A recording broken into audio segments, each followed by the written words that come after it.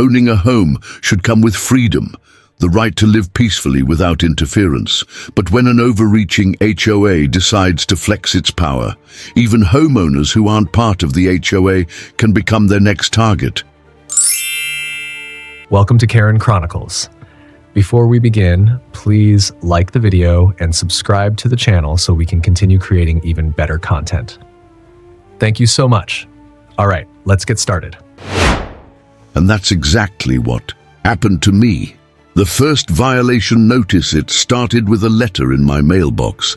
At first, I thought it was junk mail, another useless HOA newsletter from the community next to mine. But when I opened it, I saw something infuriating. A fine of $100 per week for violating HOA pet regulations. A demand that I remove my dogs, both, a Doberman and a German Shepherd, immediately. A threat that non-compliance could result in further actions. I laughed out loud because my home was not part of the HOA, was on private property, legally separate from their jurisdiction, had zero restrictions against owning large dogs. This was nothing more than an attempt at intimidation. So, I did what any rational person would do. I ignored it. The HOA escalates a week later, another fine, then another. By the third month, they claimed I owed them over $200. I still ignored them. Then one evening, my doorbell rang. I opened the door to find a smug-looking man in a cheap suit. "I'm Richard Caldwell," he said, "Vice President of the HOA board." I crossed my arms, and he smiled, but it wasn't friendly. "We've been sending you notices. You're violating community rules, and we need you to comply." I stared at him. "I don't belong to your HOA?" He nodded slowly as if I were a child.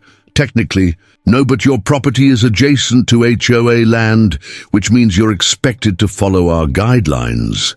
I raised an eyebrow. "Oh, really? And where does it say that?" He pulled out a folder and handed me a printed document. It was an amended HOA guideline, claiming that bordering properties had an implied obligation to follow HOA rules. I laughed. "Yeah, this means nothing. You have zero authority over my property." Richard's smile faltered. "Well," he said, "if you don't comply, we'll have no choice but to place a lien on your home."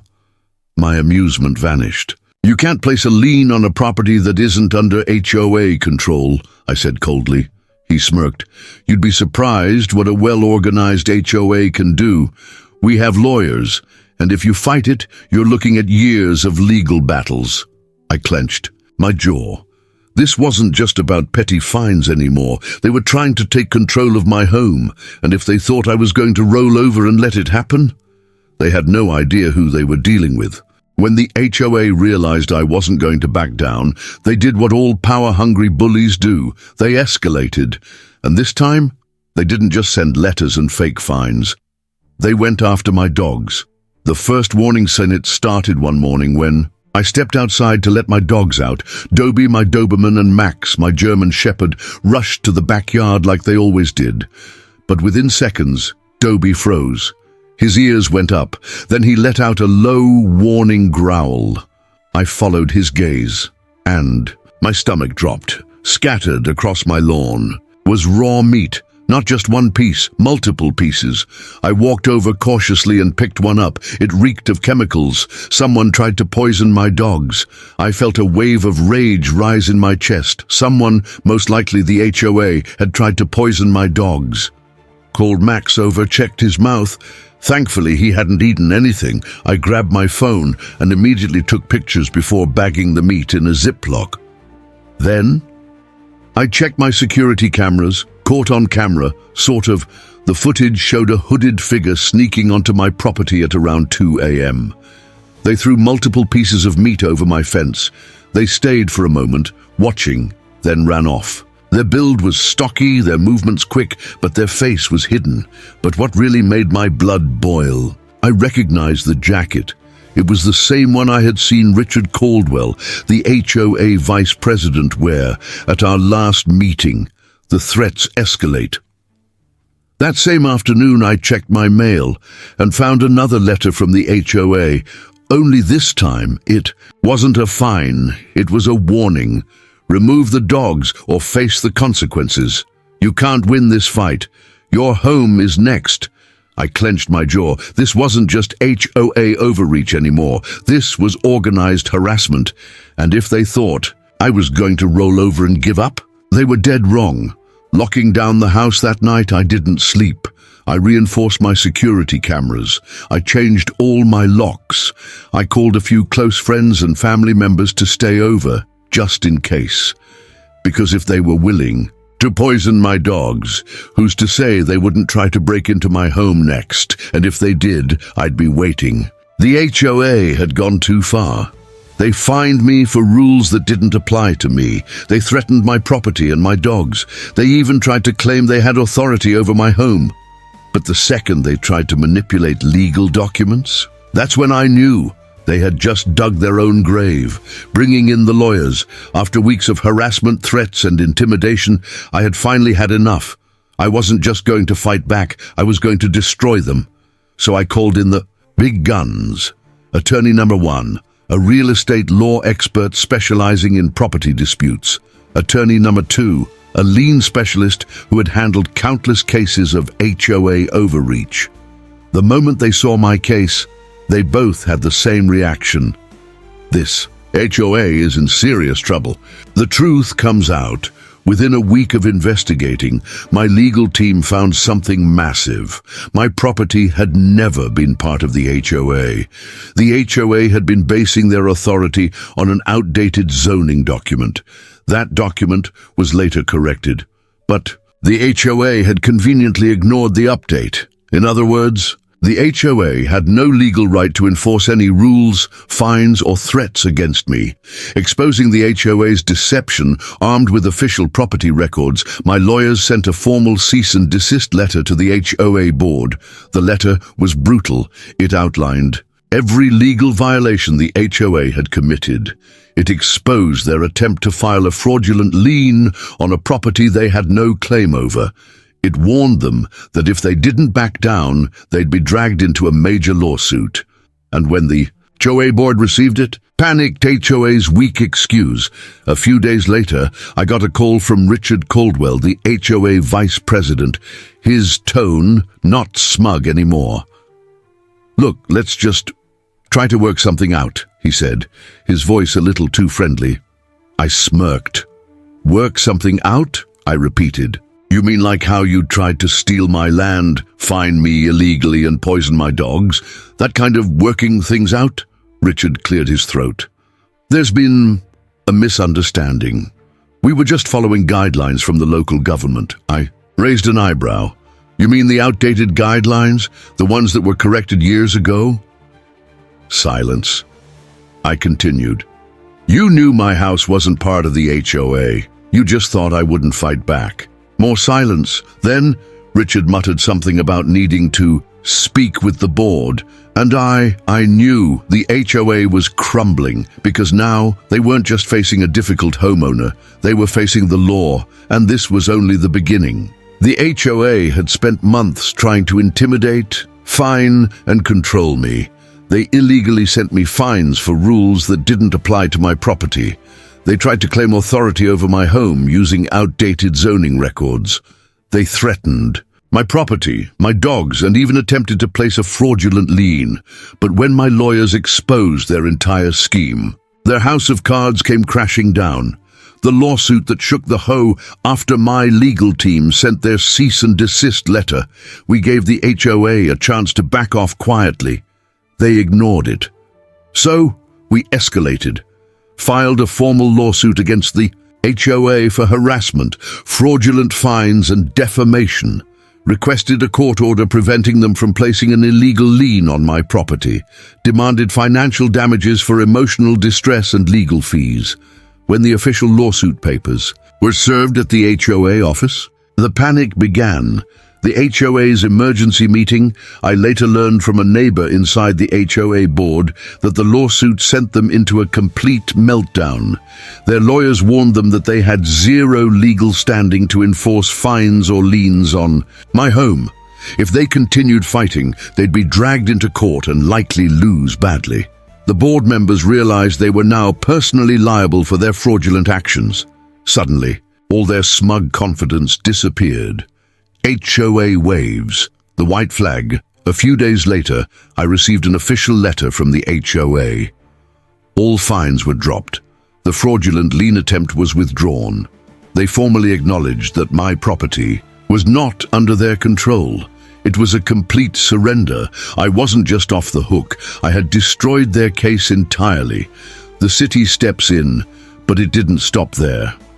My legal team also reached out to the local zoning department demanding that they correct the outdated planning documents that the HOA had used to justify their actions. The city conducted a full review and admitted that mistakes were made.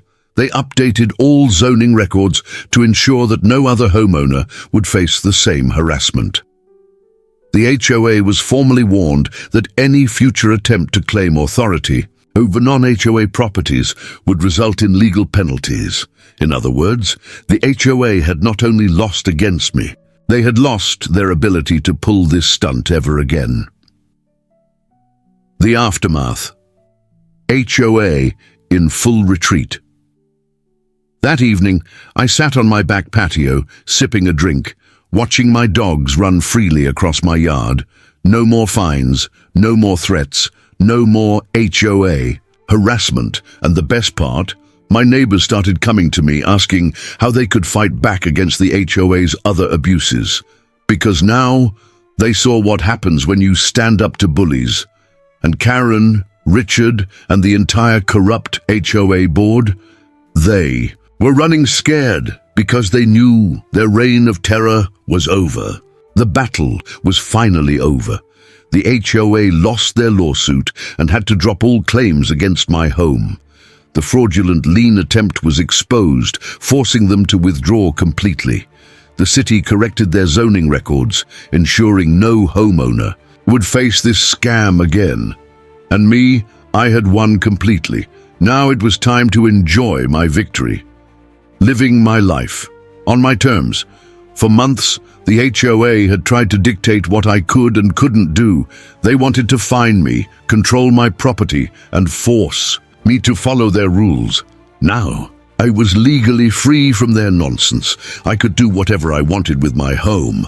I could keep my Doberman and German Shepherd just to rub it in their faces.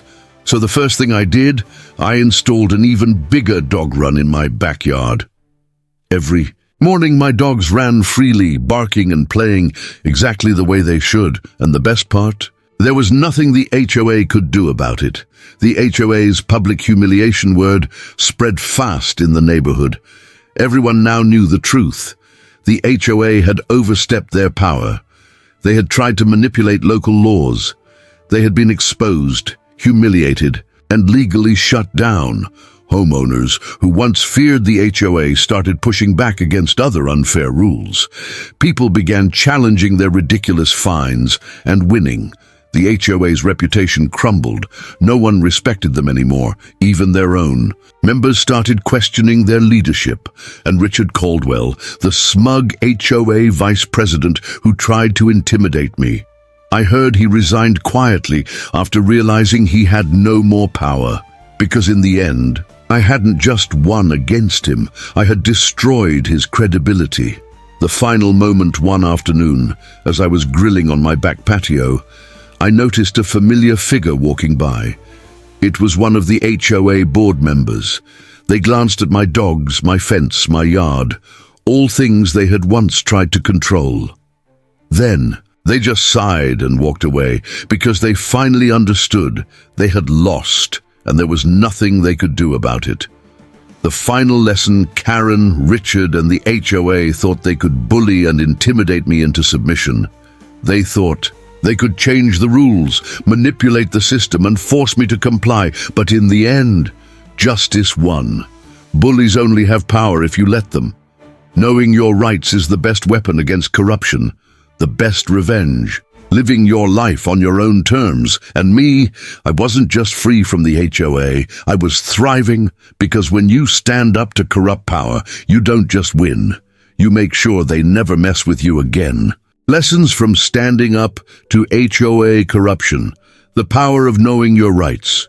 This story isn't just about one homeowner winning against an unfair HOA. It's a powerful reminder of the importance of standing up for yourself, knowing your rights, and never letting bullies dictate your life. One of the biggest takeaways is that power only exists when people allow it. The HOA in this story had no legal authority over the homeowner's property, but they used intimidation, misinformation, and legal threats to make him comply. Many people would have given in just to avoid conflict. But by challenging their false claims, the homeowner exposed their corruption and took away their power. This is a lesson that applies to many areas of life. Never assume that someone in authority is always right.